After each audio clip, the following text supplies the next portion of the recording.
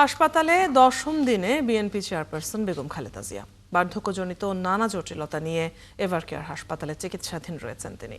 তার শারীরিক অবস্থার খোঁজ খবর রাখতে হাসপাতালের সামনে আছেন সহকর্মী সাজিদ সরকার। আমরা যুক্ত হচ্ছি তার সাথে।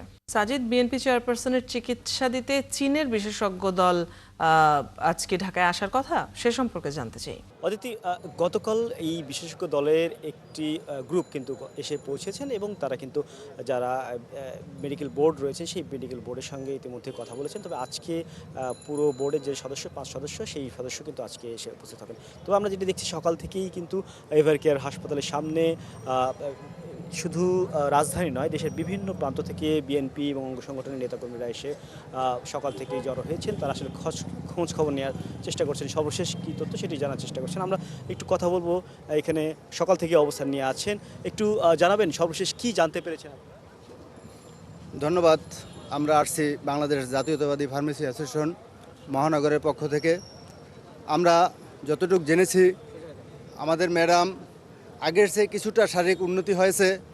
আমরা মহান দেশবাসীর কাছে দোয়া চাই, আমরা সবাই দোয়া করি মহান রব্বুল আলামিন আমাদের নেত্রীকে দ্রুত সুস্থ করে তাকে বাসায় ফেরার তৌফিক দান করুক, এটাই আমাদের প্রত্যাশা। অনেকেই গুজব ছড়াচ্ছেন বিভিন্নভাবে যে তিনি লাইফ সাপোর্টে আছেন, এই সম্পর্কে আপনারা আসলে কি জানতে পেরেছেন? আসলে এটা আমরাও শুনছি, আসলে কতটা সত্যতা এখনো ভিতরে যাওয়া হয়নি। তবে আমরা অপেক্ষা করতেছি, ভিতরে যাওয়ার পরে বুঝতে পারবো আসলে গুজব না বাস্তব, এটা আসলে ক্লিয়ার। আমাদের চাওয়া সে সুস্থ হয়ে আমাদের মাঝে আবার ফিরে আসুক।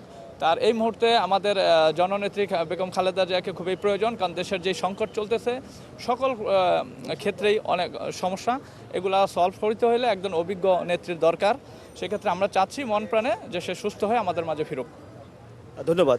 অদিতি, আপনি শুনছিলেন এখানে আমরা কথা বলছিলাম বিএনপি বিভিন্ন পর্যায়ের নেতাকর্মীরা, তারা কিন্তু ভোর থেকেই সর্বশেষ যে খবর, চিকিৎসার খবর, তাদের নেত্রী বেগম খালেদা জিয়া কেমন আছেন সেই খোঁজ খবর নেওয়ার জন্য কিন্তু সকাল থেকে অবস্থান নিয়েছেন। আমরা জানতে পেরেছি সাজিদ, আপনি আছেন সেখানে, নিশ্চয়ই যদি চিকিৎসকদের কাছ থেকে আপনি কোনো তথ্য জানতে পারেন আপনার মাধ্যমে, সাথে সাথে আমরা দর্শকদেরকেও জানাতে পারবো। ধন্যবাদ যুক্ত হবার জন্য।